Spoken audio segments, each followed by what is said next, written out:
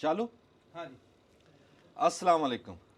ਸਿਆਣੇ ਕਹਿੰਦੇ ਆ ਵੀ ਜੇ ਤੂੰ ਜਾਣੇ ਮੇਰਿਆਂ ਨੂੰ ਤੇ ਮੈਂ ਲੋਰੀ ਦੇਵਾਂ ਤੇਰਿਆਂ ਨੂੰ।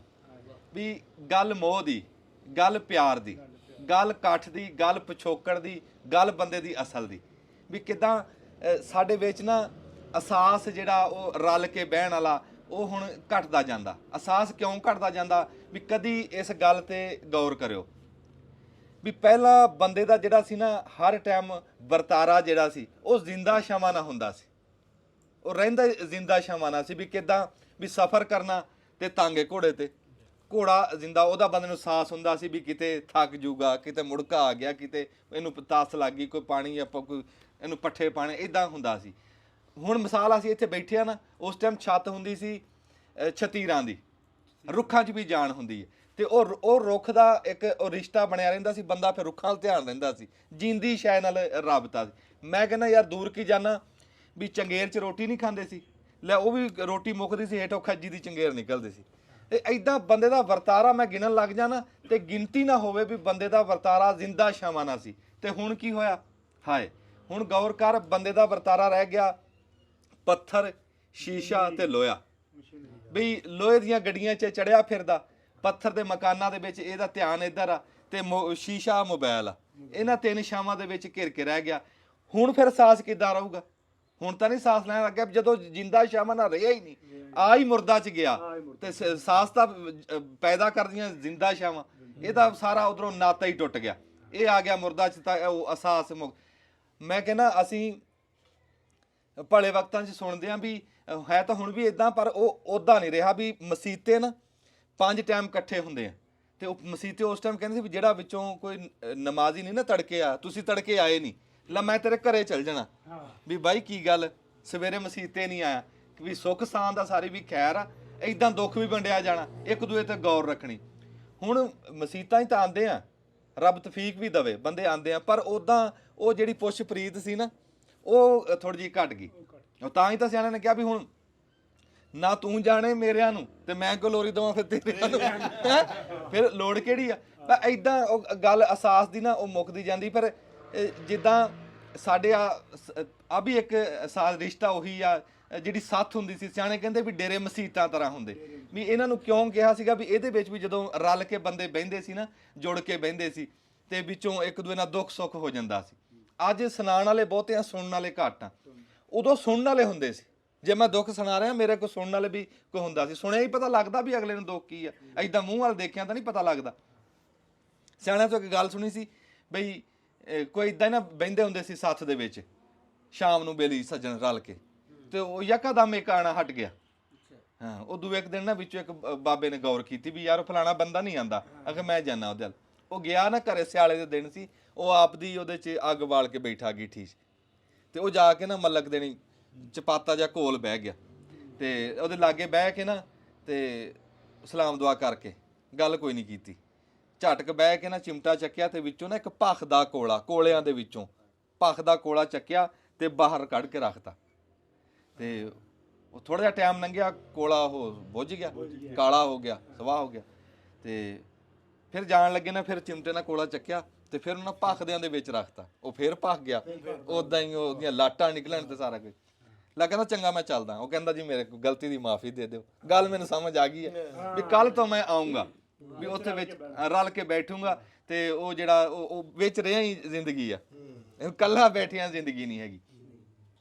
ਤੇ ਇਦਾਂ ਅੱਜ ਵੀ ਸਾਡੀ ਉਹ ਜਿਹੜੀ ਨਾ ਸੱਥ ਲੱਗੀ ਆ, ਉਦਾਂ ਹੀ ਸਾਡੇ ਕੋਲ ਪ੍ਰਾਹੁਣੇ ਆਏ ਆ ਜੀ, ਕੋਈ ਚੜ੍ਹਦੇ ਪੰਜਾਬ ਦੇ ਵਿੱਚੋਂ। ਫਿਰ ਸਾਡੇ ਵਾਸਤੇ ਬੜੀ ਜਿਹੜੀ ਮੈਂ ਤਾਂ ਕਹਿੰਦਾ ਮੇਰੀ ਕਾਮਯਾਬੀ ਵੀ ਆ ਕਿ ਚੜ੍ਹਦੇ ਪੰਜਾਬ ਦੇ ਜਿਹੜੇ ਪ੍ਰਾਹੁਣਿਆਂ ਨੂੰ ਲੈ ਕੇ ਆਉਣ ਵਾਲੇ ਤੌਹੀਦ ਚੱਠਾ ਸਾਹਿਬ ਆ, ਤੇ ਇਹ ਚੱਠਾ ਸਾਹਿਬ ਦਾ ਮੇਰੇ ਕੋਲ ਆ ਜਾਣਾ ਨਾ, ਇਹ ਵੀ ਮੇਰੇ ਵਾਸਤੇ ਬੜੀ ਵੱਡੀ ਗੱਲ ਆ। ਹਾਂਜੀ ਹਾਂਜੀ, ਸਹੀ ਬੰਦਾ ਤੁਸੀਂ ਫੜ ਕੇ ਲਿਆਏ ਆ। ਮੈਂ ਅੱਗੇ ਜਾ ਕੇ ਗੱਲ ਕਰਾਂਗੇ ਆਪਾਂ ਵੀ ਅਸਲ ਮਗਾਲਤਾ ਸਾਨੂੰ ਲੱਗਿਆ ਕਿੱਥੋਂ ਆ। ਹਾਂ ਵੀ ਅੱਜ ਤੋਂ ਤਹੀ ਚੱਠੇ ਤੋਂ ਮੇਰੇ ਗੱਲ ਦਿਮਾਗ 'ਚ ਅੱਗੇ ਜਾ ਕਰਦਾ। ਮੈਂ ਤੁਹਾਨੂੰ ਇੱਕ ਥੋੜੀ ਜਿਹੀ ਗੱਲ ਸੁਣਾ ਲਵਾਂ। ਪਿਛੋਕੜ ਦੀ ਗੱਲ ਹੋ ਰਹੀ ਸੀ ਭਲੇ ਸਮੇਂ ਦੀ। ਕੋ ਮੁੰਡਾ ਨਾ ਪਿੰਡ ਦੇ ਵਿੱਚ ਪੜ੍ਹ ਕੇ ਆਇਆ, ਪੜ੍ਹਾਈ ਕਰਕੇ ਆ, ਤੇ ਚੌਧਰੀ ਨੂੰ ਪਤਾ ਲੱਗਿਆ, ਚੌਧਰੀ ਨੇ ਉਹਨੂੰ ਪੁੱਛਿਆ ਵੀ ਯਾਰ ਕੀ ਪੜ੍ਹ ਕੇ ਆਇਆ, ਕੀ ਪੜ੍ਹਾਈ ਦਾ ਫਾਇਦਾ ਤੇ ਕਿਦਾਂ। ਉਹ ਕਹਿੰਦਾ ਵੀ ਇਹਦੇ ਨਾਲ ਨਾ, ਉਹਨੇ ਉਹ ਅੰਗਰੇਜ਼ੀ ਦੱਸਿਆ ਵੀ ਲੌਜਿਕ ਕਹਿੰਦਾ ਸਿੱਧਾ ਹੁੰਦਾ। ਉਹ ਕਹਿੰਦਾ ਵੀ ਉਹ ਲੌਜਿਕ ਕੀ ਹੁੰਦਾ?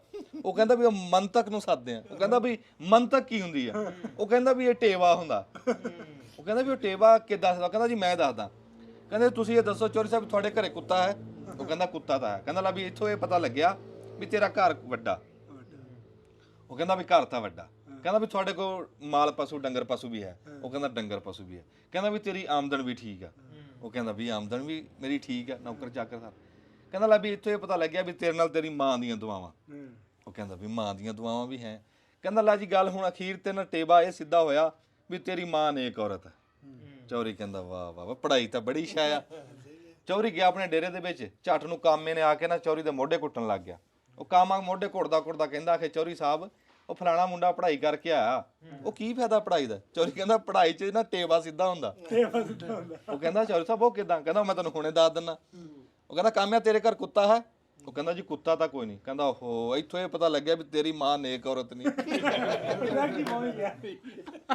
ਹਾਂਜੀ ਤੇ ਉਹ ਜੀ ਅੱਜ ਹਾਂ ਤੇ ਸਾਨੂੰ ਨਾ ਜੀ ਗੋਡੇ ਗੋਡੇ ਚਾਅ ਆ ਕਿ ਸਾਡੇ ਨਾਲ ਅੱਜ ਫਿਰ ਉਹ ਕਹਿ ਲਓ ਵੀ ਸਿਆਣਾ ਤਾਂ ਸੁਣਿਆ ਸੀ ਵੀ ਆਪਦੇ ਜਿਹੜਾ ਘਰੋਂ ਬੰਦਾ ਪੰਛੀ ਉੜਦਾ ਨਾ ਉਹ ਇੱਕ ਵਾਰੀ ਜ਼ਰੂਰ ਮੁੜਦਾ, ਆਪਦੇ ਘਰੇ ਜ਼ਰੂਰ ਆਂਦਾ।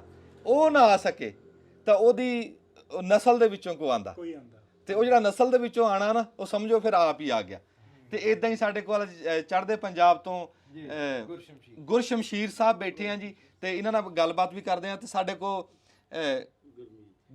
ਗੁਰਮੀਤ ਸਾਹਿਬ ਜੀ, ਇਹ ਸਾਡੇ ਲੈਲਪੁਰ ਦੇ ਰਹਿਣ ਵਾਲੇ ਆ ਗੁਰਮੀਤ ਸਾਹਿਬ ਜੀ। ਤੇ ਇਹ ਵੀਡੀਓ ਵੀ ਬਣਾਉਂਦੇ ਆ, ਗੁਰਸ਼ਮਸ਼ੇਰ ਸਾਹਿਬ ਵੀ ਤੇ ਗੁਰਮੀਤ ਸਾਹਿਬ ਵੀ ਇਹਨਾਂ ਦੀ ਵੀਡੀਓ ਵੀ ਬਣਾਉਂਦੇ, ਉਹ ਗੱਲਬਾਤ ਵੀ ਪੁੱਛਦੇ ਆ। ਤੇ ਤੋਹੀਦ ਚੱਠਾ ਸਾਹਿਬ ਸਾਡੇ ਪੰਜਾਬੀ ਦੇ ਪ੍ਰੋਫੈਸਰ, ਤੇ ਇਹਨਾਂ ਦੀ ਘਰ ਦੀ ਦਾ ਮੈਂ ਜ਼ਰੂਰ ਨਾਮ ਲਾਉਂਗਾ ਕਿਉਂ ਇਹਨਾਂ ਦੋਵਾਂ ਜੀਆਂ ਨੇ ਨਾ, ਇਹਨਾਂ ਨੇ ਜਿਹੜੀ ਅਸਲ ਜਿਹਨੂੰ ਸੇਵਾ ਕਹਿੰਦੇ ਆ ਨਾ, ਅਸੀਂ ਤਾਂ ਨਾ ਘਰ ਬੈਠੇ ਗੱਲਾਂ ਕਰਦੇ, ਇਹਨਾਂ ਨੇ ਕੀਤਾ ਸੇਵਾ ਕੀਤੀ ਆ। ਉਹ ਮੈਂ ਜਿਹੜੀ ਗੱਲ ਅੱਗੇ ਕੀਤੀ ਸੀ ਨਾ ਮਗਾਲਤਾ ਲੱਗ ਗਿਆ, ਮਗਾਲਤਾ ਮੈਂ ਤਾਂ ਕਹਿੰਦਾ ਸੀ ਵੀ ਮੇਰੇ ਵਰਗੇ ਮਸ਼ਹੂਰ ਹੋ ਗਏ, ਜਿਹੜੇ ਅਸਲ ਸੀ ਨਾ ਬੰਦੇ ਉਹ ਪਿੱਛੇ ਜਿਹੜੇ ਬੈਠੇ ਕੰਮ ਕਰ ਰਹੇ ਆ ਉਹ ਕਿਸੇ ਤਰ੍ਹਾਂ ਅੱਗੇ ਆਣ, ਉਹ ਅਸਲ ਫਿਰ ਗੱਲ ਬਣਦੀ। ਤੇ ਉਹ ਤੋਹੀਦ ਚੱਠਾ ਸਾਹਿਬ ਤੇ ਇਹਨਾਂ ਦੀ ਘਰ ਦੀ ਡਾਕਟਰ ਖੌਲਾ ਚੀਮਾ ਸਾਹਿਬਾ, ਸਾਡੇ ਲੈਲਪੁਰ ਦੇ ਵਿੱਚ ਪੰਜਾਬੀ ਸੁਲੇਖ ਮੇਲਾ ਹਰ ਸਾਲ ਇਹ ਕਰਾਉਂਦੇ ਆ, ਤੇ ਮੈਂ ਕਹਿੰਦਾ ਬਹਿ ਜਾ ਕਰਾ ਦਿੰਦੇ। ਤੇ ਸਾਡੇ ਜੀ ਪੀਰੋ ਮੁਰਸ਼ਦ ਜੀ ਸਾਡੇ ਉਸਤਾਦ ਜ਼ੇਬੀ ਹੰਜਰਾ ਸਾਹਿਬ, ਤੇ ਇਹ ਮੇਰੇ ਲਾਗੇ ਬੈਠੇ ਆ। ਉਸਤਾਦ ਕੋਲ ਬੈਠਾ ਹੋਇਆ ਬੰਦਾ ਉਂਝ ਹੀ ਤਕੜਾ ਹੁੰਦਾ। ਤੇ ਅਸੀਂ ਨਾ ਜੀ ਗੱਲਬਾਤ ਸ਼ੁਰੂ ਕਰਦੇ ਆ ਗੁਰਸ਼ਮਸ਼ੀਰ ਸਾਹਿਬ ਤੋਂ ਜੀ, ਵੀ ਆਪਣੇ ਵਿਚਾਰ ਸਾਡੇ ਨਾਲ ਸਾਂਝੇ ਕਰੋ ਜੀ। ਆ ਸਪੀਕਰ ਸਾਡਾ ਇਹ ਲਾ ਲਓ। ਤੇ ਤੁਹਾਨੂੰ ਪਹਿਲੀ ਗੱਲ ਤਾਂ ਮੈਂ ਆਪਣਾ ਮਾਣ ਮਹਿਸੂਸ ਕਰਦਾ ਜੀ, ਤੁਹਾਡੇ ਨਾਲ ਆਪਣੀ ਗੱਲ ਹੋ ਰਹੀ ਆ ਅੱਜ। ਮਿਹਰਬਾਨੀ। ਠੀਕ ਹੈ, ਤੁਹਾਨੂੰ ਦੇਖਿਆ ਸੀਗਾ ਆਪਾਂ ਵੀਡੀਓਜ਼ ਦੇ ਵਿੱਚ, ਸਾਰਾ ਪੰਜਾਬ ਹੀ ਸਾਡਾ ਉਧਰ ਦੇਖਦਾ ਜਿੱਥੇ ਵੀ ਪੰਜਾਬੀ ਵਸਦਾ। ਹਾਂ ਤੇ ਬਹੁਤ ਖੁਸ਼ੀ ਹੋਈ ਹੈ। ਕਈ ਵਾਰੀ ਨਾ ਅਕਸਰ ਕਿਹਾ ਜਾਂਦਾ ਵੀ ਜਿਹੜਾ ਲੇਖਕ ਹੁੰਦਾ ਜਾਂ ਜਿਹੜਾ ਕੋਈ ਵੱਡਾ ਬੰਦਾ ਜੀ, ਉਹ ਆਪਣੀ ਕਿਤਾਬ ਵਰਗਾ ਨਹੀਂ ਹੁੰਦਾ। ਤੇ ਠੀਕ ਹੈ, ਤੇ ਹੁਣ ਅਸੀਂ ਇਹ ਦੇਖਦੇ ਸੀ ਵੀ ਅੰਜਨ ਸਰੋਇਆ ਸਾਹਿਬ, ਹੰਜਰਾਇਆ ਸਾਹਿਬ ਨੇ ਜੀ, ਇਹ ਹੁਣ ਆਪਣੀ ਵੀਡੀਓ ਵਰਗੇ ਨੇ ਜਾਂ ਉਦੋਂ ਅਲੱਗ ਨੇ ਕੁਝ? ਨਹੀਂ ਹਜੇ ਤੱਕ ਤਾਂ ਲੱਗ ਰਿਹਾ ਵੀ ਉਹ ਜਿਹੜੀ ਲਾਈਨ ਹੈ ਉਹ ਸਿੱਧੀ ਜਾ ਰਹੀ ਹੈ। ਚਲੋ, ਤੇ ਬਹੁਤ ਖੁਸ਼ੀ ਹੋਈ ਹੈ ਜੀ, ਮਤਲਬ ਕਿ ਇੱਥੇ ਆ ਕੇ, ਇੱਥੇ ਮੇਰਾ ਪਹਿਲਾ ਜਿਹੜਾ ਦੌਰ ਹੈ ਜੀ, ਸਮਝ ਲਓ ਕਿ ਪਹਿਲੀ ਵਾਰ ਮੈਂ ਆਇਆ ਇੱਧਰ। ਤੇ ਮੈਂ ਸਾਡੇ ਉੱਥੇ ਤੁਹਾਨੂੰ ਪਤਾ ਬਹੁਤ ਸਾਰੇ ਲੋਕ ਜਿਹੜੇ ਨੇ ਬਾਹਰਲੇ ਮੁਲਕਾਂ ਵੱਲ ਜਾ ਰਹੇ ਆ, ਤੇ ਸਾਡੇ ਇੱਕ ਬੜਾ ਵੱਡਾ ਤਾਸਰ ਹੈ ਕਿ ਵੀ ਜੇ ਪਾਕਿਸਤਾਨ ਦਾ ਵੀਜ਼ਾ ਲੱਗ ਜਾਏ ਤੇ ਕਿੱਥੋਂ ਦਾ ਵੀਜ਼ਾ ਨਹੀਂ ਲੱਗਦਾ। ਠੀਕ ਹੈ, ਇਹ ਬੜਾ ਇੱਕ ਚਲਾਇਆ ਜਾਂਦਾ, ਤੇ ਬੜੇ ਤੁਹਾਡੇ ਵੀਡੀਓ ਵੀ ਸੁਣਦੇ ਨੇ ਪਰ ਉਹ ਆਉਂਦੇ ਨਹੀਂਗੇ ਇੱਧਰ। ਠੀਕ ਹੈ, ਜਿੰਨੀ ਤਾਦਾਦ ਚ ਤੁਹਾਡੇ ਸੁਣਦੇ ਨੇ ਉਹਨੇ ਇੱਧਰ ਆਉਂਦੇ ਨਹੀਂ। ਉਹਦੇ ਵੱਡਾ ਪੱਕ ਇਸ ਗੱਲ ਦਾ। ਤੇ ਮੇਰਾ ਇੰਟਰਸਟਿੰਗਲੀ ਇਹ ਆ ਵੀ ਮੈਂ ਕਦੇ ਕਿਤੇ ਇਹਦਾ ਵੀਜ਼ਾ ਨਹੀਂ ਲਾਇਆ, ਪਹਿਲਾ ਵੀਜ਼ਾ ਪਾਕਿਸਤਾਨ ਦਾ ਹੀ ਲਾਇਆ। ਵਾਹ ਵਾਹ ਵਾਹ ਵਾਹ। ਤੇ ਉਹ ਇਸ ਕਰਕੇ ਕਿ ਆਪਣੀ ਧਰਤੀ ਆ, ਆਪਣਾ ਇੱਥੇ ਇਤਿਹਾਸ ਆ। ਕਿਉਂਕਿ ਸਭ ਤੋਂ ਵੱਡੀ ਗੱਲ ਜਿਹੜੀ ਹੈ ਨਾ ਵੀ ਮਾਂ ਨੇ ਪੁੱਤ ਇਕੱਠੇ ਕੀਤੇ ਆ, ਮਾਂ ਪੰਜਾਬੀ ਬੋਲੀ। ਹਾਂਜੀ, ਬੋਲੀ ਨੇ ਹਨਾ। ਤੇ ਜਿਹੜੀ ਸਾਡੀ ਬੋਲੀ ਆ, ਜਿਵੇਂ ਤੁਸੀਂ ਕਹਿ ਰਹੇ ਹੋ ਗੱਲ ਵੀ ਮੰਨ ਲਓ ਹੁਣ ਅਸੀਂ ਆਏ ਸੀ ਇੱਥੇ, ਰਸਤੇ 'ਚ ਆਈ ਜਾਂਦੇ ਸੀ, ਚਲੋ ਤੁਹਾਡੇ ਲੈਲਪੁਰ ਤਾਂ ਸੜਕਾਂ ਵਾਹਵਾ ਚੌੜੀਆਂ ਨੇ ਜੀ, ਬੜਾ ਲੱਗਦਾ ਵੀ ਇੱਕ ਚੰਡੀਗੜ੍ਹ 'ਚ ਹੀ ਅਸੀਂ ਫਿਰ ਰਹੇ ਹਾਂ ਜਿਵੇਂ ਹਨਾ। ਪਰ ਅਸੀਂ ਲਾਹੌਰ ਗਏ ਸੀ ਜਾਂ ਪਿੰਡਾਂ ਪੁੰਡਾਂ 'ਚ ਗਏ ਸੀ, ਉੱਥੇ ਉਹ ਰੂੜੀਆਂ ਵੀ ਲੱਗੀਆਂ ਹੋਈਆਂ, ਸਾਰਾ ਕੁਛ ਹੀ ਹੈ, ਪਰ ਖੂਬਸੂਰਤੀ ਆ ਉਸ ਗੱਲ 'ਚ। ਉਹ ਗੁਲਦਸਤੇ ਆ ਰੂੜੀਆਂ ਸਾਡੀਆਂ, ਹੈਨਾ, ਗੁਲਦਸਤੇ। ਠੀਕ ਹੈ, ਫਿਰ ਖੂਬਸੂਰਤੀ ਇਸ ਗੱਲ 'ਚ ਆ ਵੀ ਉਹ ਜਜ਼ਬਾਤ ਜੁੜੇ ਆ ਸਾਡੇ, ਜੁੜੇ ਗੱਲ ਆਹ ਖੂਬਸੂਰਤੀ ਤਾਂ ਉਸ ਗੱਲ 'ਚ ਪਈ ਹੈ ਨਾ। ਤੇ ਉਹ ਬਹੁਤ ਵਧੀਆ ਲੱਗਦਾ ਜੀ, ਤੇ ਬਹੁਤ ਵਧੀਆ ਤੁਸੀਂ ਕਰ ਰਹੇ ਹੋ। ਹੰਜਰਾ ਸਾਹਿਬ ਨੇ, ਅਸੀਂ ਇਹਨਾਂ ਦੇ ਅਸੀਂ ਦੇਖਦੇ ਰਹਿੰਦੇ ਆ, ਤੇ ਜਦੋਂ ਬੋਲੀ ਬਾਰੇ ਇੱਕ ਮਤਲਬ ਕਿ ਗੱਲ ਕਰਦੇ ਆ, ਬੋਲਦੇ ਆ ਜੀ, ਸਕੂਲਾਂ ਬਾਰੇ ਬੋਲਦੇ ਆ, ਇੱਥੋਂ ਦਾ ਜਿਹੜਾ ਨਿਜ਼ਾਮ ਆ ਉਹਦੇ ਵਿੱਚ ਜਿਵੇਂ ਪੰਜਾਬੀ ਨੂੰ ਦੱਬਿਆ ਜਾ ਰਿਹਾ ਹਾਂ ਤਾਂ ਮਤਲਬ ਕਿ ਤੁਸੀਂ ਸੁਣੀਦਾ ਮਤਲਬ ਕਿ ਅਸੀਂ ਵੀ ਆਪਣੇ ਕਰਦੇ ਆ ਬਟ ਜਦੋਂ ਇਹਨਾਂ ਦਾ ਸੁਣੀਦਾ ਤੁਹਾਡਾ ਸੁਣੀਦਾ ਮਤਲਬ ਕਿ ਨਾ ਇੱਕ ਅੰਦਰ ਲੂੰ ਕੰਡੇ ਖੜੇ ਹੋ ਜਾਂਦੇ ਨੇ ਹਾਂ ਮਤਲਬ ਇਹ ਮੈਨੂੰ ਲੱਗਦਾ ਕਿ ਕਾਮਯਾਬੀ ਆ ਗੱਲ ਦੀ ਕਿ ਬੰਦਾ ਅੰਦਰੋਂ ਗੱਲ ਕਰ ਰਿਹਾ ਹਾਂ ਨਹੀਂ ਤਾਂ ਇਹ ਚੀਜ਼ ਦਾ ਹੋ ਨਹੀਂ ਸਕਦੀ ਜੇ ਤੁਸੀਂ ਉੱਤੋਂ ਹੀ ਗੱਲ ਕਰਦੇ ਹੋ ਫਿਰ ਤੁਹਾਡੀ ਗੱਲ ਇੰਨਾ ਅਸਰਅੰਦਾਜ਼ ਨਹੀਂ ਹੁੰਦੀ ਤੇ ਬਹੁਤ ਵਧੀਆ ਲੱਗ ਰਿਹਾ ਜੀ ਤੁਹਾਨੂੰ ਮਿਲ ਕੇ ਜੀ ਕੀ ਹੋਇਆ ਕੱਲ ਕਿਉਂ ਨਹੀਂ ਬਸ ਠੀਕ ਹੈ ਤੁਸੀਂ ਇੱਧਰ ਬੈਠੋ ਪੂਰਾ ਨਮਾਜ਼ ਨਹੀਂ ਤੁਸੀਂ ਬੈਠੋ ਠੀਕ ਹੈ ਤੁਸੀਂ ਵੀ ਐਨ ਨੂੰ ਹੋਵੋ ਥੋੜਾ ਜਿਹਾ ਨਾ ਤੁਹਾਡਾ ਰੁੱਖ ਉਹਨੂੰ ਹੋ ਜੇ ਹਾਂ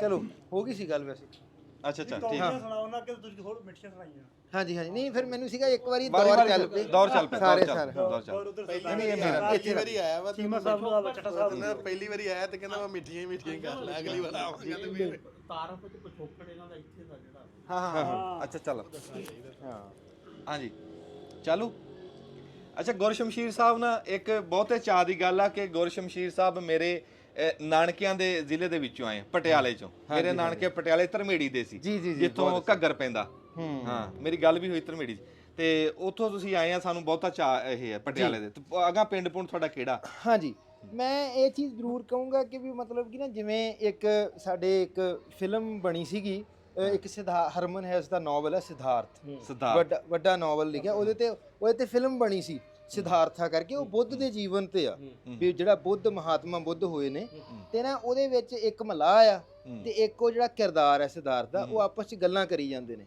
ਉਹ ਕਹਿੰਦਾ ਵੀ ਤੂੰ ਸਾਰੀ ਉਮਰ ਮਤਲਬ ਕਿ ਇੱਥੇ ਮਲਾਹ ਬਣਿਆ ਰਿਹਾ ਵੀ ਤੂੰ ਦਰਿਆ ਤੋਂ ਕੀ ਸਿੱਖਿਆ ਤੇ ਉਹ ਜਿਹੜਾ ਉਹਨੂੰ ਮਲਾਹ ਬੜਾ ਸਹਿਜ ਹੋ ਕੇ ਜਵਾਬ ਦਿੰਦਾ ਕਹਿੰਦਾ ਮੈਂ ਇਹ ਸਿੱਖਿਆ ਵੀ ਹਰ ਚੀਜ਼ ਆਪਣੀ ਬੁਨਿਆਦ ਵੱਲ ਮੁੜਦੀ ਹੈ ਜਿਵੇਂ ਦਰਿਆ ਮੁੜਦਾ ਆਏ ਹਾਏ ਹਾਏ ਵਾਹ ਵਾਹ ਤੋ ਮੈਂ ਜਦੋਂ ਇੱਥੇ ਆਇਆ ਜੀ ਮੇਰੇ ਬਜ਼ੁਰਗ ਜਿਹੜੇ ਸੀਗੇ ਗੁਜਰਾਂਵਾਲੇ ਤੋਂ ਗਏ ਸੀ ਅੱਛਾ ਕਿਹੜਾ ਪਿੰਡ ਹਾਂ ਰੜਿਆਲਾ ਵੜੈਚ ਸਾਡਾ ਪਿੰਡ ਹੈ ਵਾਹ ਵਾਹ ਬੜਾਈ ਸਾਹਿਬ ਹਾਂਜੀ ਵਾਹ ਵਾਹ ਤੇ ਉਹ ਮਤਲਬ ਕਿ ਉਹ ਜਦੋਂ ਤੋਂ ਅਸੀਂ ਹੋਸ਼ ਸੰਭਲੀ ਹੈ ਵੀ ਜਿਵੇਂ ਉਹਦੇ ਵਿੱਚ ਉਹ ਵੀ ਗੁਜਰਾਂਵਾਲਾ ਕਹਿੰਦੇ ਸੀ ਉਹ ਗੁਜਰਾਂਵਾਲਾ ਕਹਿੰਦੇ ਗੁਜਰਾਂਵਾਲਾ ਠੀਕ ਹੈ ਤੇ ਉਹ ਉੱਥੋਂ ਦਾ ਪਿੰਡ ਦਾ ਨਾਂ ਤੇ ਜਿਵੇਂ ਸਾਡੀ ਅਰਦਾਸ ਹੁੰਦੀ ਹੈ ਨਾ ਅਰਦਾਸ ਦੇ ਵਿੱਚ ਕਹਿੰਦੇ ਨੇ ਵੀ ਜਿਹੜੇ ਗੁਰਦੁਆਰੇ ਵਿਛੜ ਗਏ ਉਹਨਾਂ ਦਾ ਦਰਸ਼ਨ ਦੀਦਾਰ ਜਦੋਂ ਤੋਂ ਇੱਕ ਬੱਚਾ ਪੈਦਾ ਹੁੰਦਾ ਜੀ ਉਹਦੇ ਦਿਮਾਗ 'ਚ ਆ ਸ਼ਬਦ ਵੱਜਦੇ ਨੇ ਠੀਕ ਹੈ ਹੈਨਾ ਤਾਂ ਉਹੀ ਸਾਈਕੋਲੋਜੀ ਹਰ ਬੱਚੇ ਦੀ ਬਣਦੀ ਹੈ ਜੇ ਤੁਸੀਂ ਥੋੜੇ ਸੈਂਸਿਟਿਵ ਹੋ ਤਾਂ ਥੋੜਾ ਜ਼ਿਆਦਾ ਤੁਹਾਨੂੰ ਮਹਿਸੂਸ ਹੁੰਦਾ ਤੇ ਮੈਨੂੰ ਲੱਗਿਆ ਕਿ ਉਹ ਮੈਂ ਆਣਾ ਚਾਹੁੰਦਾ ਸੀ ਆਪਣੇ ਬਜ਼ੁਰਗਾਂ ਨਾਲ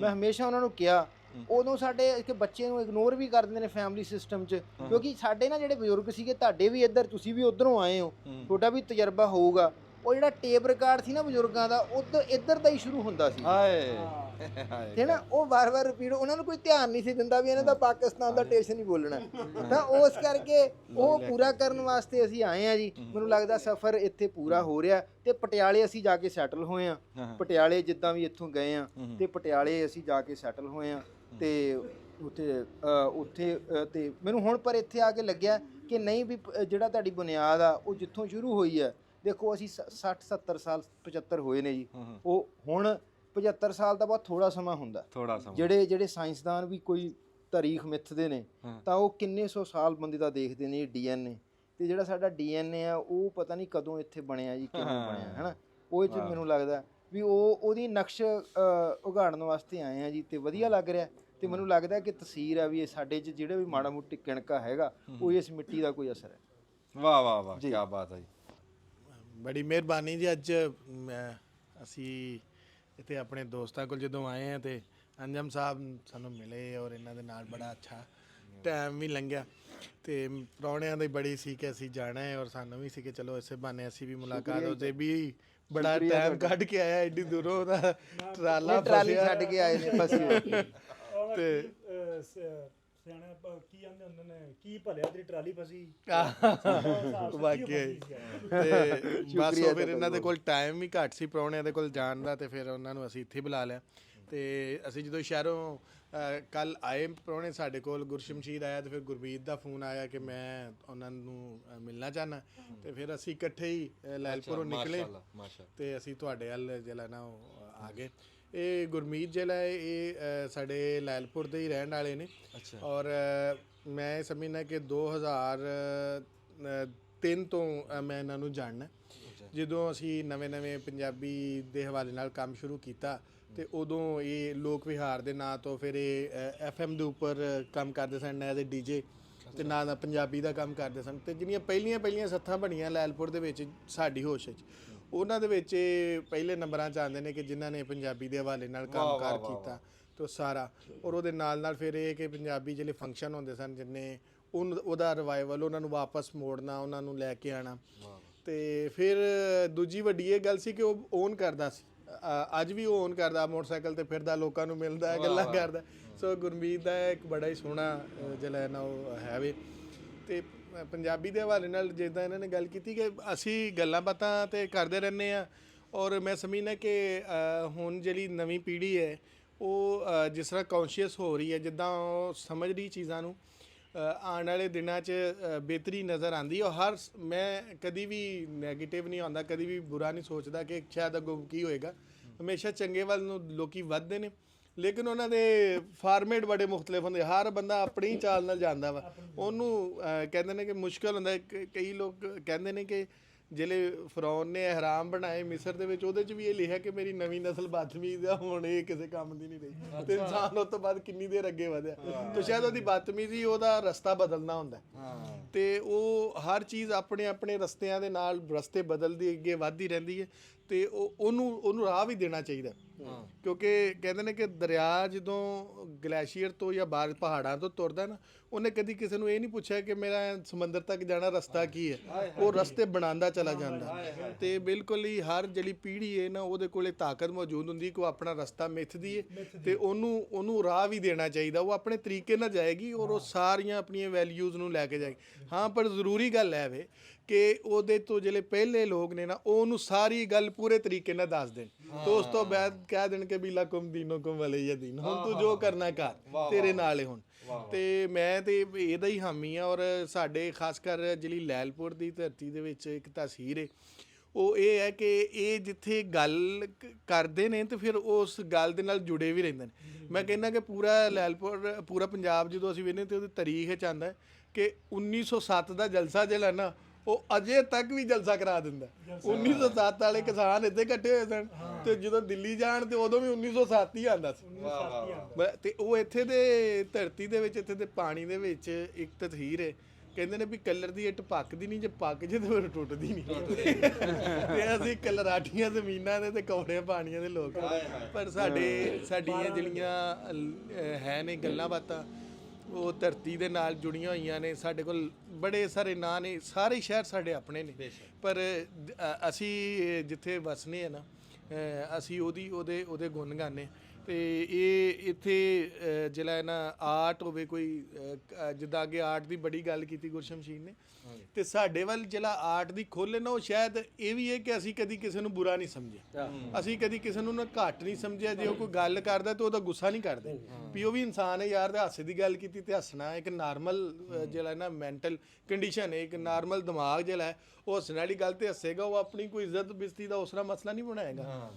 ਤੇ ਇਸ ਤੋਂ ਸਾਡੀ ਇਸ ਸ਼ਹਿਰ ਦੇ ਵਿੱਚ ਔਰ ਇੱਥੇ ਹੁਣ ਬੈਠਿਆਂ ਗੱਲ ਕਰਨੀ ਚਾਹੀਦੀ ਕਿ 1947 ਤੋਂ ਬਾਅਦ ਜਿਹੜਾ ਸਭ ਤੋਂ ਪਹਿਲਾ ਪੰਜਾਬੀ ਦਾ ਨਾਵਲ ਲਿਖਣ ਵਾਲਾ ਬੰਦਾ ਹੈ, ਉਹ ਲੈਲਪੁਰ ਦਾ ਅਫਜ਼ਲ ਅਹਿਸਨ ਰੰਧਾਵਾ, ਜਿਹਨੇ ਸ਼ਾਹਮੁਖੀ 'ਚ ਪਹਿਲੋਂ ਲਿਖਿਆ। ਫਿਰ ਪਹਿਲਾ ਕਹਾਣੀਕਾਰ ਜਿਹੜਾ ਅਫਸਾਨਾ ਨਿਗਾਰ ਪੰਜਾਬੀ ਦਾ, ਉਹ ਯੂਸ਼ਫਾ ਫਜ਼ਲੁੱਦੀਨ ਨੇ, ਉਹ ਵੀ ਲੈਲਪੁਰੀ। ਤੇ ਮੈਂ 1934 ਦਾ ਗਵਰਨਮੈਂਟ ਕਾਲਜ ਲੈਲਪੁਰ ਦਾ ਬੱਚਿਆਂ ਦਾ ਕਾਲਜਾਂ ਵਿੱਚ ਮੈਗਜ਼ੀਨ ਨਹੀਂ ਨਿਕਲਦਾ ਮੁਖਤਲਿਫ ਨਾਵਾਂ ਤੋਂ, ਤੇ ਸਾਡੇ ਗਵਰਨਮੈਂਟ ਕਾਲਜ ਦੇ ਵਿੱਚ ਨਾ ਜਿਹੜਾ ਨਿਕਲਦਾ ਸੀ ਨਾ ਮੈਗਜ਼ੀਨ, ਉਹਦਾ ਨਾਂ ਰੋਸ਼ਨੀ ਸੀ। ਤੇ ਅੰਗਰੇਜ਼ ਉਹਦੇ 'ਚ ਨਾ 4 ਪੋਰਸ਼ਨ ਸਨ, ਇੱਕ ਉਰਦੂ ਦਾ, ਇੱਕ ਅੰਗਰੇਜ਼ੀ ਦਾ, ਇੱਕ ਹਿੰਦੀ ਦਾ ਤੇ ਇੱਕ ਪੰਜਾਬੀ ਦਾ।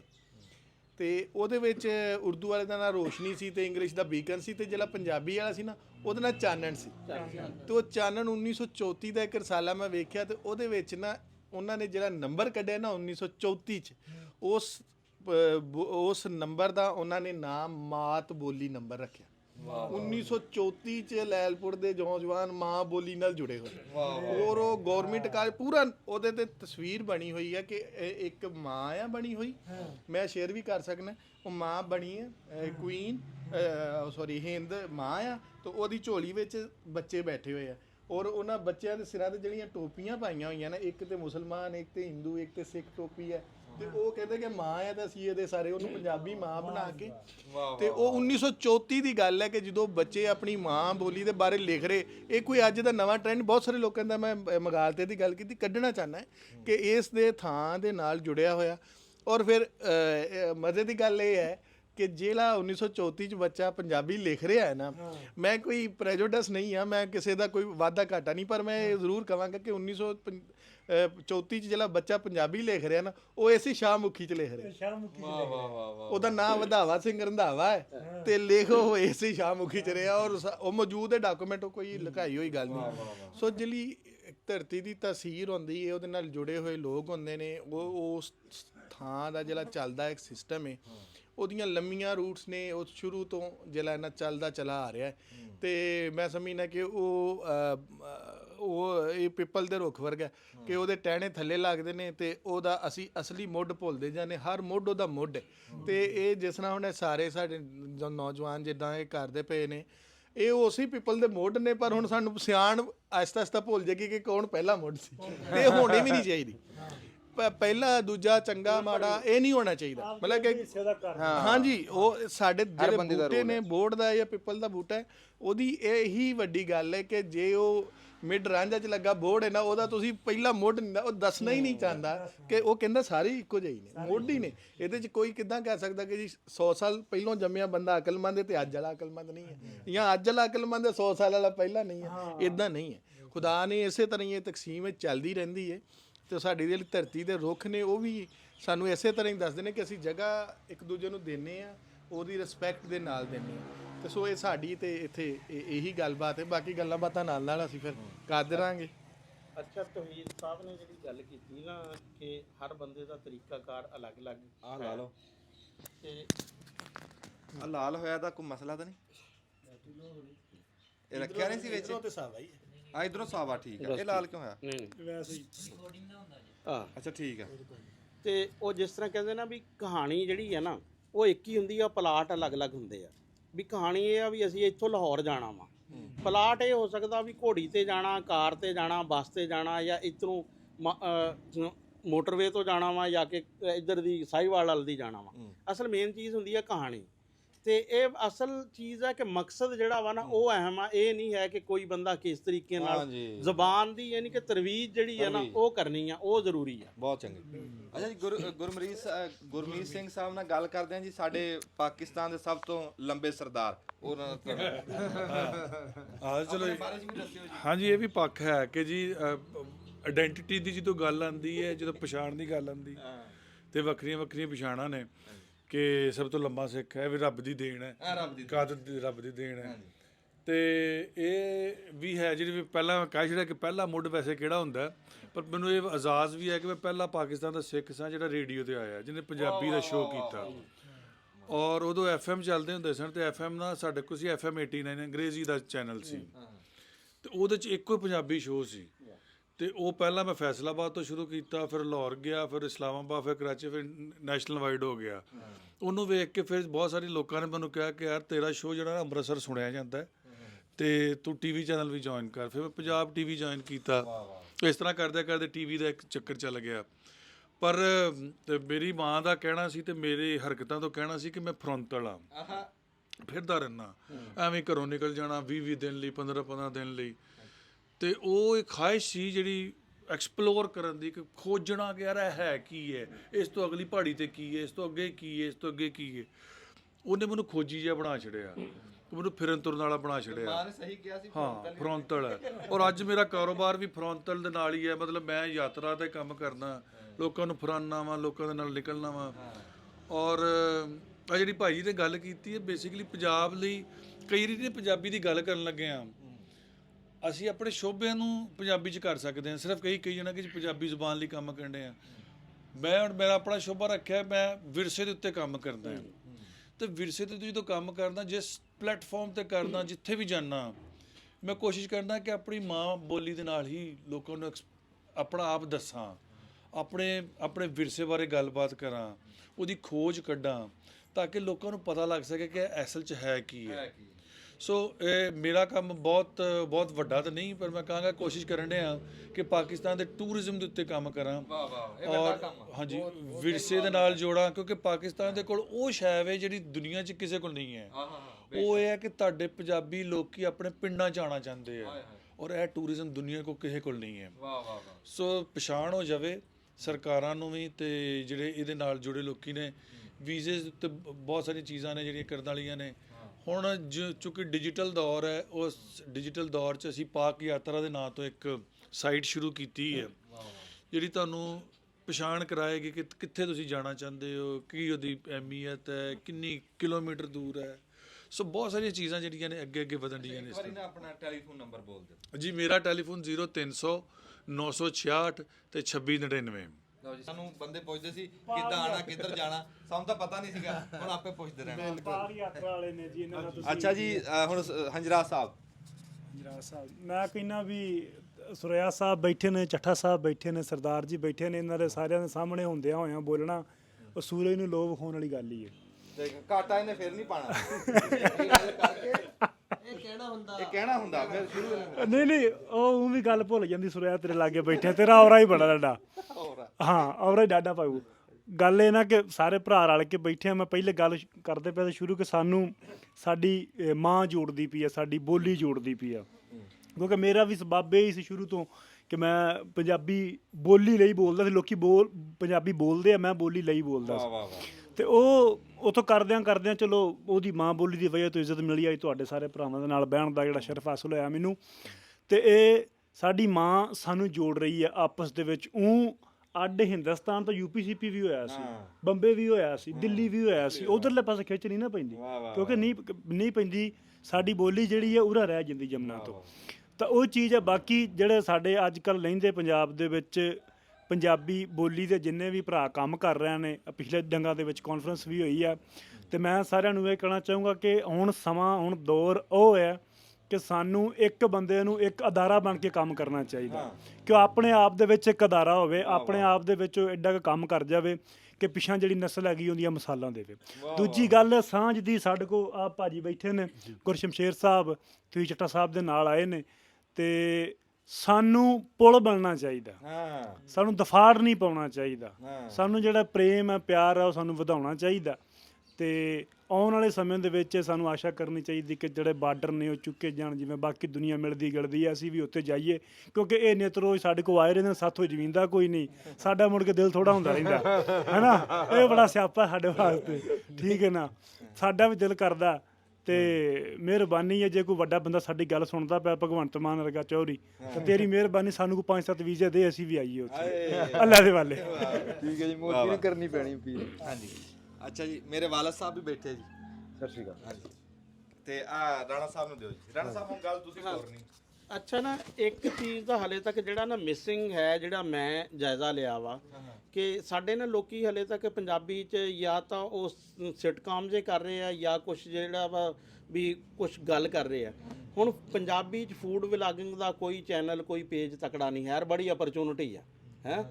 ਫਿਰ ਪੰਜਾਬੀ 'ਚ ਟਰੈਵਲ 'ਚ ਜਿਹੜਾ ਵਾ ਕੋਈ ਹਲੇ ਨਹੀਂ। ਔਰ ਫਿਰ ਇੰਨੀ ਵੱਡੀ ਆਡੀਅנס ਆ ਕਿ ਮੈਂ ਦੇਖਿਆ ਕਿ ਜਿਹੜੇ ਬੰਦਿਆਂ ਨੇ 2 ਸਾਲ ਪਹਿਲੇ YouTube ਤੇ ਚੈਨਲ ਸ਼ੁਰੂ ਕੀਤੇ ਆ ਨਾ, ਉਹਨਾਂ ਦੀ ਉਰਦੂ ਵਾਲੇ ਜਿਹੜੇ 7-7 ਸਾਲ ਤੋਂ ਬਹੁਤ ਪੜ੍ਹੇ ਲਿਖੇ ਬੰਦੇ, ਉਹਨਾਂ ਤੋਂ ਜ਼ਿਆਦਾ ਆਡੀਅנס ਆ ਇਸ ਟਾਈਮ ਪੰਜਾਬੀ 'ਚ ਗੱਲ ਕਰਨੇ ਵਾਲਿਆਂ ਦੀ। ਅਗਰ ਯਾਨੀ ਕਿ ਸੰਜੀਦਾ ਬੰਦੇ ਯਾਨੀ ਕਿ ਜਿਹੜਾ ਵਾ ਨਾ ਆਣ, ਚਲੋ ਯਾਰ ਜ਼ਬਾਨ ਲਈ ਨਹੀਂ, ਬਿਜ਼ਨਸ ਸਮਝ ਕੇ ਹੀ ਆ ਜਾਓ, ਹੈਂ, ਦਿਹਾੜੀ ਤੇ ਆ ਜਾਓ, ਰੁਜ਼ਗਾਰ ਤੇ ਆ ਜਾਓ। ਇਹਦੇ 'ਚ ਬੜਾ ਹੀ ਮੌਕਾ ਵਾ, ਬੜੀ ਅਪਰਚੂਨਿਟੀ ਹੈ।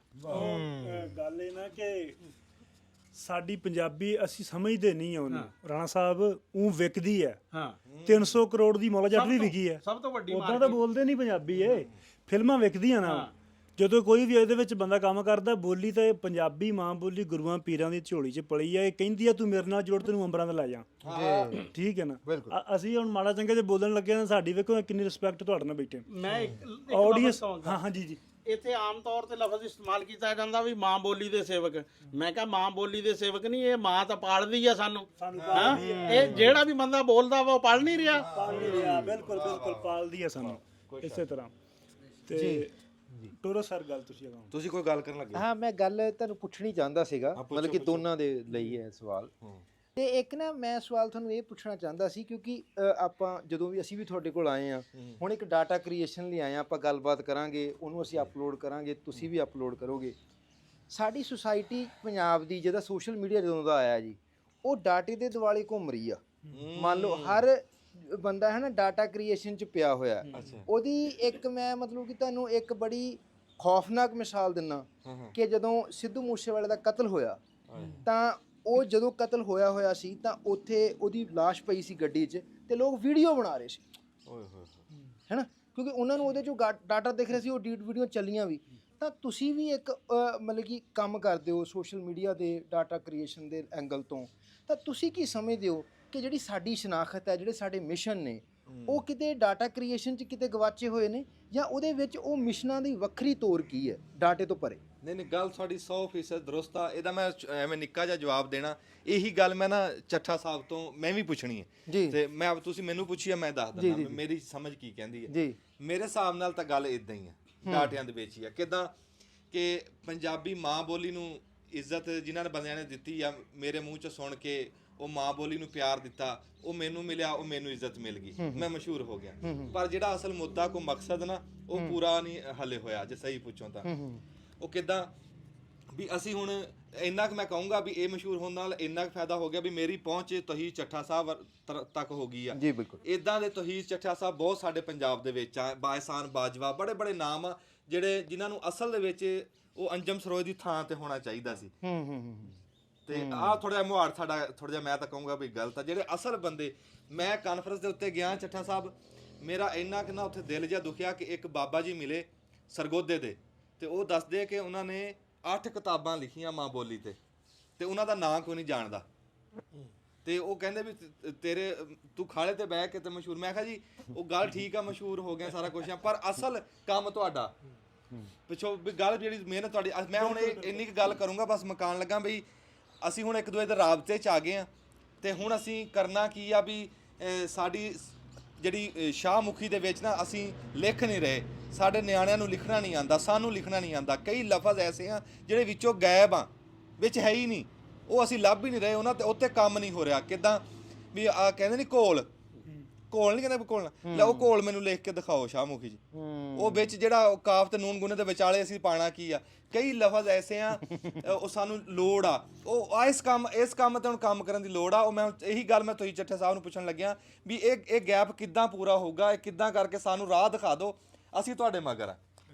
ਹਾਂਜੀ, ਬੜੀ ਚੰਗੀ ਗੱਲ ਤੁਸੀਂ ਕੀਤੀ। ਗੱਲ ਇਹ ਵੇ ਕਿ ਜਿਹੜਾ ਹੈ ਨਾ, ਇੱਕ ਤੇ ਮੈਂ ਤੁਹਾਨੂੰ ਮੋਟੀ ਜੀ ਗੱਲ ਇਹ ਦੱਸਾਂ ਕਿ ਜਿਹੜੀ ਤੁਹਾਡੀ ਬੋਲੀ ਹੁੰਦੀ ਹੈ ਨਾ, ਉਹਦਾ ਜਿਹੜਾ ਸਕ੍ਰਿਪਟ ਹੁੰਦੀ ਨਾ ਲਿਖਤ, ਉਹ ਕਦੀ ਵੀ ਤੁਹਾਡਾ ਪੂਰਾ ਐਕਸਪ੍ਰੈਸ਼ਨ ਨਹੀਂ ਦੇ ਸਕਦੀ, ਉਹ ਘਾਟਾ ਹੁੰਦਾ। ਮਤਲਬ ਤੁਸੀਂ ਤੇਜ਼ ਦੌੜਨ ਕਹਿਣਾ ਕਿ ਬੜੀ ਤੇਜ਼ ਦੌੜਿਆ ਤੇ ਤੁਸੀਂ ਅੱਖਾਂ ਖੋਲੋਗੇ ਜਾਂ ਇੰਜ ਕਰਕੇ ਵਿਖਾਓਗੇ, ਕਿਉਂਕਿ ਤੁਹਾਡਾ ਲਫ਼ਜ਼ ਪੂਰਾ ਸਾਥ ਨਹੀਂ ਦੇ ਰਹੇ ਜੋ ਤੁਹਾਡੇ ਅੰਦਰ ਹੈ। ਸੋ ਜਿਹੜੀ ਤੁਹਾਡੀ ਬੋਲੀ ਹੁੰਦੀ ਹੈ ਤੁਹਾਡੇ ਐਕਸਪ੍ਰੈਸ਼ਨ ਨੂੰ ਦੱਸਦੀ, ਪਰ ਪੂਰਾ ਨਹੀਂ ਦੱਸ ਪਾਉਂਦੀ, ਜਿਵੇਂ ਮੈਂ ਆਪਣਾ ਹੱਥ ਲਾ ਕੇ ਦੱਸਦਾ।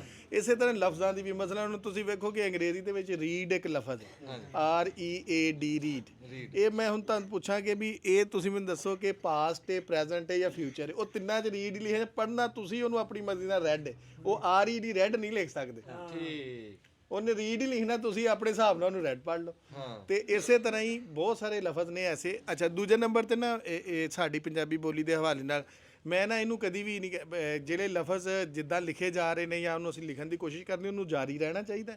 ਲੇਕਿਨ ਇਸ ਗੱਲ ਤੇ ਕਿ ਜੀ ਇੱਕ ਖੱਤ ਬਣੇ ਤੇ ਅਸੀਂ ਗੁਰਮੁਖੀ 'ਚ ਲਿਖੀਏ ਕਿ ਸ਼ਾਹਮੁਖੀ 'ਚ ਲਿਖੀਏ, ਵੇਖੋ ਅਸੀਂ ਅੱਗੇ ਹੀ 2 ਜ਼ਬਾਨਾਂ ਸਿੱਖਨੇ, 3 ਸਿੱਖਨੇ, ਅਰਬੀ ਵੀ ਪੜ੍ਹਨੀ, ਤੇ ਅਸੀਂ ਅਗਰ ਸ਼ਾਹਮੁਖੀ ਦੇ ਨਾਲ ਗੁਰਮੁਖੀ ਵੀ ਸਿੱਖ ਲਾਂਗੇ ਤਾਂ ਕੋਈ ਵੱਡੀ ਗੱਲ ਨਹੀਂ ਹੈ। ਬਜਾਏ ਇਸ ਦੇ ਕਿ ਸਾਰਾ ਕੁਝ ਜਿਹੜਾ ਨਾ ਉੱਥੋਂ ਚੁੱਕ ਕੇ ਮੁੱਦਾ ਮਾਰੀਏ, ਇਧਰੋਂ ਮੁੱਦਾ ਮਾਰੀਏ ਉਧਰ, ਉਹਦੇ ਨਾਲ ਸੌਖਾ ਗੱਲ ਹੈ। ਪਹਿਲੇ ਲੋਕੀ ਸਾਰੀ ਇਦਾਂ ਕਰਦੇ ਸਨ। ਮੈਂ ਤਾਂ ਇਦਾਂ ਕਿਹਾ ਕਿ ਬੱਚੇ ਸ਼ਾਹਮੁਖੀ ਵੀ ਲਿਖਦੇ ਤਾਂ ਗੁਰਮੁਖੀ ਜਾ ਕੇ ਗੁਰਦੁਆਰੇ ਜਾਂ ਕਿਤੇ ਉਹ ਪੜ੍ਹਦੇ ਹੀ ਸਨ ਨਾ, ਤੇ ਉਹ ਕੋਈ ਅੱਛਾ ਜਿਹੜੇ ਬੰਦੇ ਨੂੰ ਵੀ ਥੋੜੀ ਜਿਹੀ ਸਮਝ ਹੈ ਨਾ, ਤੇ ਗੁਰਮੁਖੀ ਉਹ ਮੇਰਾ ਖਿਆਲ ਕਿ ਕੁਝ ਘੰਟਿਆਂ 'ਚ ਹੀ ਸਿੱਖ ਲੈਂਦਾ, ਕੁਝ ਘੰਟਿਆਂ 'ਚ। ਤੇ ਜਿਹੜੇ ਲਫ਼ਜ਼ ਹੈ ਨਾ ਕਿ ਜਿਹੜੀ ਇਹ ਕੁਰਾਹ ਪਾਉਣ ਵਾਲੀ ਗੱਲ ਹੈ ਕਿ ਜੀ ਲਫ਼ਜ਼ ਜਿਹੜਾ ਨਾ ਜੀ ਉਹ ਪੂਰਾ ਨਹੀਂ ਲਿਖਿਆ ਜਾਂਦਾ। ਪੂਰਾ ਲਫ਼ਜ਼ ਮੈਨੂੰ ਕਿਸੇ ਬੋਲੀ 'ਚ ਲਿਖਿਆ ਵਿਖਾ ਦਿਓ, ਹੁੰਦਾ ਹੀ ਨਹੀਂ। ਵੱਡੀਆਂ ਬੋਲੀਆਂ ਇਦਾਂ ਹੀ ਚੱਲਦੀਆਂ। ਤੇ ਇਸ ਗੱਲ ਨੂੰ ਸਾਹਮਣੇ ਰੱਖ ਕੇ ਇਸ ਕੰਮ ਨੂੰ ਰੋਕਣਾ ਨਹੀਂ ਚਾਹੀਦਾ। ਇਸ ਕੰਮ ਦੇ ਉੱਪਰ ਲਿਖਣਾ, ਤੁਸੀਂ ਲਿਖੋ, ਗੱਲ ਚੱਲਦੀ ਪਹਿਲੀ ਵਾਰੀ ਵੈਸੇ ਮੈਂ ਸੁਣੀ ਔਰ ਮੇਰੇ ਦਿਲ ਲੱਗੀ। ਹਾਂਜੀ, ਸਾਹਿਬ ਚਲੋ ਕਰ ਲੈਣਾ ਸਭ ਕਰੂਗਾ।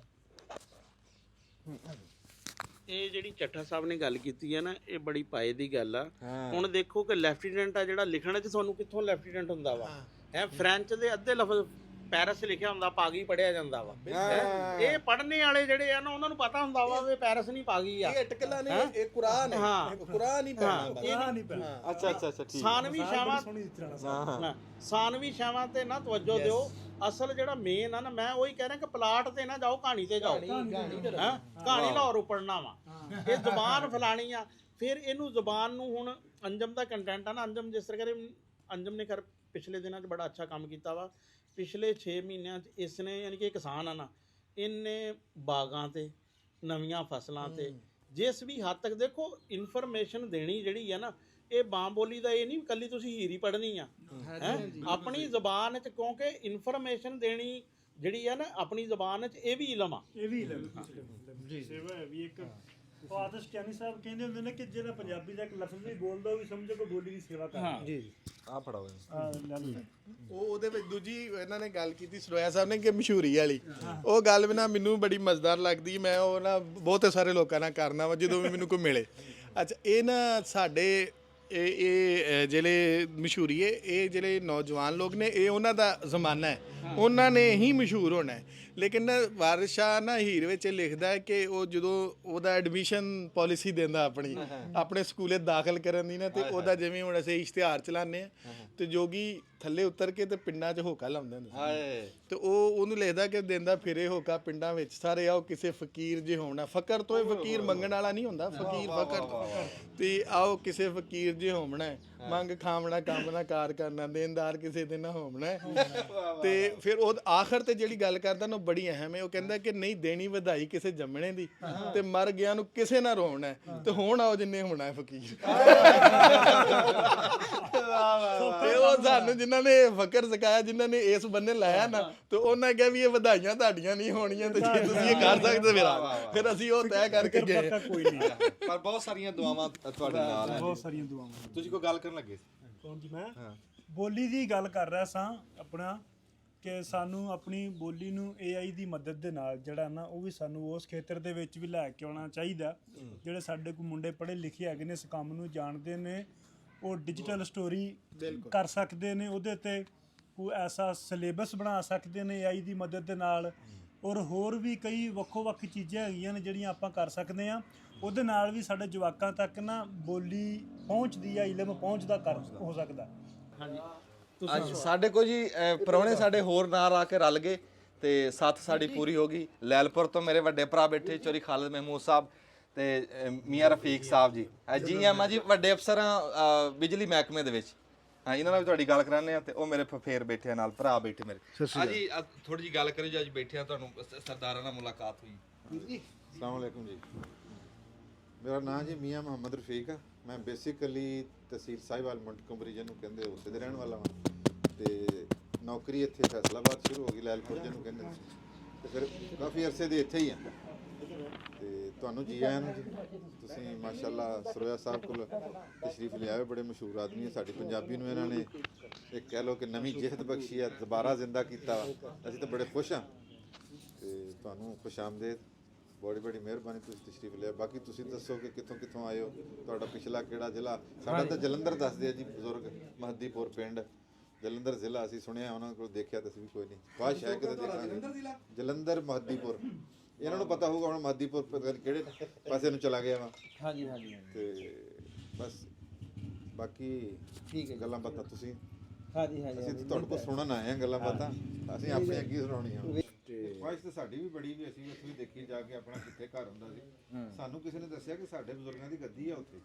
ਅੱਛਾ, ਮਾਸ਼ਾਅੱਲਾ। ਪਿੱਛੇ ਕਿਉਂਕਿ ਸਾਨੂੰ ਤਾਂ ਪਤਾ ਨਹੀਂ। ਤੁਸੀਂ ਜਲੰਧਰ ਦਾ ਨਾਂ ਲਿਆ, ਵੀ ਮੈਨੂੰ ਜਿੰਨੇ ਲੋਕ ਇੱਥੇ ਮਿਲੇ ਨੇ, ਮੰਨ ਲਓ ਜੇ 100 ਬੰਦਾ ਮਿਲਿਆ ਤਾਂ 100 ਚੋਂ 95 ਨੇ, ਮਤਲਬ ਅਸੀਂ ਹੁਣ ਮੈਂ ਮੋਹਾਲੀ ਰਹਿਣਾ ਜੀ, ਮੋਹਾਲੀ ਇੱਕ ਸ਼ਹਿਰ ਹੈ ਚੰਡੀਗੜ੍ਹ ਦੇ ਨਾਲ, ਕਿਸੇ ਦੇ ਮੋਹਾਲੀ ਚੰਡੀਗੜ੍ਹ ਬਾਰੇ ਨਹੀਂ ਪੁੱਛਿਆ, ਹਰ ਬੰਦਾ ਅੰਮ੍ਰਿਤਸਰ ਜਲੰਧਰ ਬਾਰੇ ਪੁੱਛਦਾ।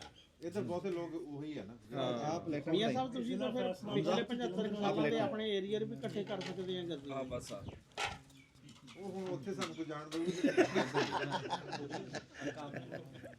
ਮਾਸ਼ਾਅੱਲਾ ਜੀ, ਬਹੁਤ ਖੁਸ਼ੀ ਹੋਈ ਤੁਹਾਡੇ ਆਉਣ ਦਾ, ਬਹੁਤ ਬਹੁਤ ਸ਼ੁਕਰੀਆ। ਤੁਸੀਂ ਪਾਕਿਸਤਾਨ ਤੇ ਸ਼ਰੀਫ ਲਿਆਏ, ਫਿਰ ਸਾਡੇ ਘਰ ਤੇ ਸ਼ਰੀਫ ਲਿਆਏ।